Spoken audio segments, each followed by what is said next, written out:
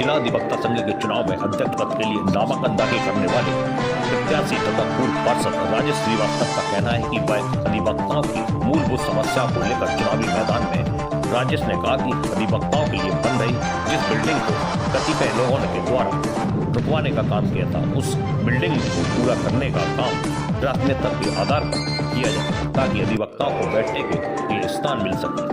इसके अलावा न्यायपालिका स्वच्छ तथा पारदर्शी बने, इसके लिए हर संभव प्रयास किया जाए। राजेश श्रीवास्तव के मुख्य चुनाव संयोजक विवेक वाजपेयी एडवोकेट ने कहा कि चुनाव के लिए रणनीति तैयार कर ली गई है। जल्दी एक और कमेटी का गठन किया जाएगा जो राजेश श्रीवास्तव की जीत के लिए काम करेगी। नामांकन भरा है आपने अध्यक्ष पद के लिए? जी, मैं अध्यक्ष पद के लिए अभी नामांकन भर के ही आया हूँ।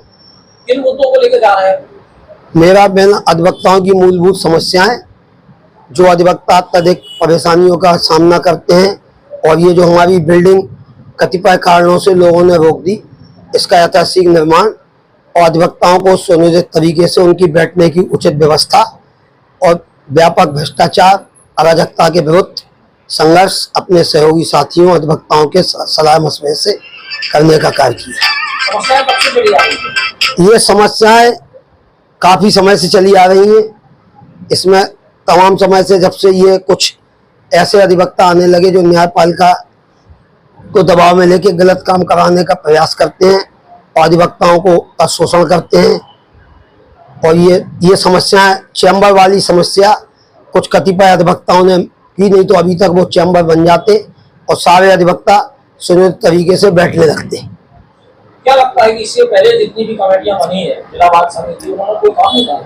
अब इस बारे में व्यक्तिगत मुझे नहीं काम नहीं किया, तभी उनके प्रति आक्रोश है। और ये बार बार सब चुनाव लड़ते हैं, पेशेवर चुनाव वाले हैं, अपने हिस्साते हैं। अधिवक्ताओं के लिए कल्याणकारी कार्य मेरे हिसाब से कोई नहीं किए। किस तरह से चुनाव लड़वा रहे हैं और एडिटर्स कमेटी को लेकर जो कुछ चल रहा है उससे चुनाव प्रभावित। देखिएगा भाई, राजेश श्रीवास्तव जी ने जो हमें जिम्मेदारी सौंपी है मुख्य न्याय संयोजक की, वो हमारा ये प्रयास रहेगा कि उनको पूरी तरह से हम इस चुनाव में और निर्वाचन के पर्व पर जो चल रहा है उसमें इन्हें पूरी तरह से हम विजयी बनाएं। और भाई इसके लिए हम लोगों ने मतलब रणनीति इस तरह से तैयार करेंगे कि इसके बाद हम एक कम से कम 25 सदस्यीय चुनाव समिति बनाएंगे। उसमें हमारे जो बुजुर्ग हर वर्ग के अधिवक्ता हैं, वरिष्ठ अधिवक्ता हैं, उन सभी को हम इस चुनाव समिति में लेंगे और एक कोर कमेटी की मीटिंग भी हमारी रोज शाम को होगी। इसके अतिरिक्त हम लोग जो भी प्रयास होगा, जिस तरह का भी मतदाता के बीच जाके भाई राजेश श्रीवास्तव के लिए मत मांगेंगे। और निश्चित रूप से हमें यह विश्वास है, क्योंकि ये जब नगर पालिका में पार्षद रहे वर्ष 2004 तक, तो भाई राजेश श्रीवास्तव जी से एक भी ऐसा आरोप नहीं आया कि कोई भी ये कह पाए कि इन्होंने नगर निगम में कोई भी किसी तरह का कार्य ऐसा किया हो जो जनता के हित में ना हो। इन्होंने अगर कोई गलत काम हुआ तो उसके प्रस्ताव का विरोध किया, और ये निर्भीक और निश्चल भाव से इन्होंने जन सेवा में रहे और 40 वर्ष में से ये वकालत कर रहे हैं। और यहाँ पर अभी तक कोई चुनाव नहीं लड़े, लेकिन अध्यक्ष पद के लिए ये वास्तव में डिजर्विंग कैंडिडेट है। इसलिए हमने इनकी ये जिम्मेदारी लेने के लिए तैयार भी हो गए, और हमारी पूरी टीम, चाहे वो राकेश टंडन हो, चाहे मुकेश अग्रवाल जी हो, या हमारे याकूब भाई हो, या संतोष दोहरे हो, या और भी तमाम वरिष्ठ अधिवक्ता हैं, चाहे सुरेश भार्गव जी हो, कन्हैया लाल जी हो हमारे, या और भी जो भी मतलब अधिवक्ता हैं सम्मानित, वो सब इनके माधुरी शरण नायक, सभी लोग इनके लिए खुल के आएंगे और सभी लोग इनके चुनाव में समर्थन करेंगे। इसके अलावा आपने जो पूछा है कि एल्डर कमेटी ने जो मतदाता सूची बनाई है, हमें ऐसी उम्मीद नहीं थी कि हमारे वयोवृद्ध श्री प्रकाश नारायण तिवारी जी, भगवान उन्हें सद्बुद्धि दे, वो ऐसी मतदाता सूची प्रकाशित करेंगे। उन्होंने जो नई मतदाता सूची प्रकाशित की है उसमें भी डिविजनल बार एसोसिएशन में उनके पुत्र श्री राजेश द्विवेदी मतदाता हैं, वहां 52 नंबर पर, और यहाँ पर भी 1342 नंबर पर शायद वो यहाँ भी मतदाता है।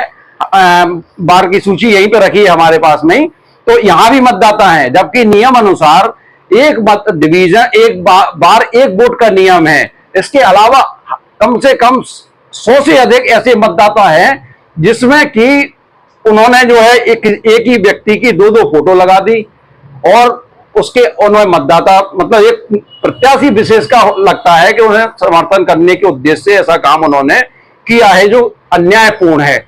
हम सभी लोग चुनाव चाहते हैं, नियमित समय पे चाहते हैं, लेकिन हम लोग ये भी उम्मीद करते हैं कि जो भी चुनाव हो रहा है वो निष्पक्ष, निश्चल और शांतिपूर्ण चुनाव हो। इसके साथ ही जो है उन्होंने जो सीओपी नंबर से आप लोगों के माध्यम से प्रकाशित करवाया है कि मतदान जो होगा वो सीओपी नंबर से होगा। सैकड़ों मतदाताओं के मतदान जो आईडी है, हमारी जो एडवोकेट ऑन सीओपी की वेबसाइट है bar council of Uttar Pradesh द्वारा जारी, उस पर डालने पर वो मतदाता आ ही नहीं रहे हैं।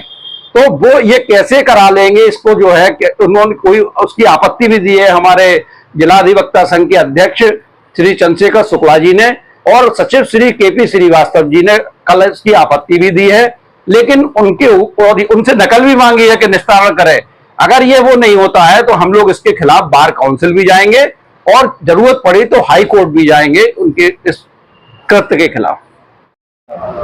श्रीवास्तव जी, लगातार एल्डर्स कमेटी के सवाल पहले भी आपने उठाए, लेकिन वही एल्डर्स कमेटी चुनाव करा रही है, क्या कहेंगे? अब भैया शासन प्रशासन को झूठी सूचनाएं देकर भारी पुलिस बल कचहरी में तैनात करा दिया गया है और जो समिति भंग है, आप लोग पत्रकार हैं, अगर एक समिति में 3 लोग हैं और वो समिति भंग हो गई है तो उस आदेश को वो मान रहे हैं कि ये सही है। जब वो भंग है तो वो व्यक्ति आदेश कैसे दे सकता है? एक चीज। नंबर 2, शासन प्रशासन में जाके कि हमें शांति व्यवस्था बड़ा खतरा है, फलाना है लोग, जबकि हम लोगों का इतिहास है हमेशा से शांतिपूर्वक तरीके से जितने भी चुनाव हुए, मैं स्वयं 3 बार जिला अधिवक्ता संघ का महामंत्री रहा हूं, कभी भी कोई हिंसा या कोई लड़ाई बड़ाई, हम लोगों का झगड़ा ना कभी कोई शांति भंग की है। और मतदाता सूची के जो भी गड़बड़ियां हुई उसकी लगातार हम लोग लिखित शिकायतें कर रहे हैं, जिसका कोई निराकरण आज दिनांक तक एल्डर कमेटी के चेयरमैन द्वारा नहीं किया गया है। करीब 100-125 मतदाता पूरी उसमें फर्जी बना दिए हैं, जिनकी की सीपीयू नंबर गलत दर्ज है, जो नेट पर खोजने पर नहीं आ रहे हैं, लेकिन किसी बात को सुनने को तैयार नहीं है और प्रत्याशी विशेष को लाभ पहुंचाने के लिए ऐसा कृत्य लगातार वो कर रहे हैं। क्या स्टेप उठाने जा रहे हैं?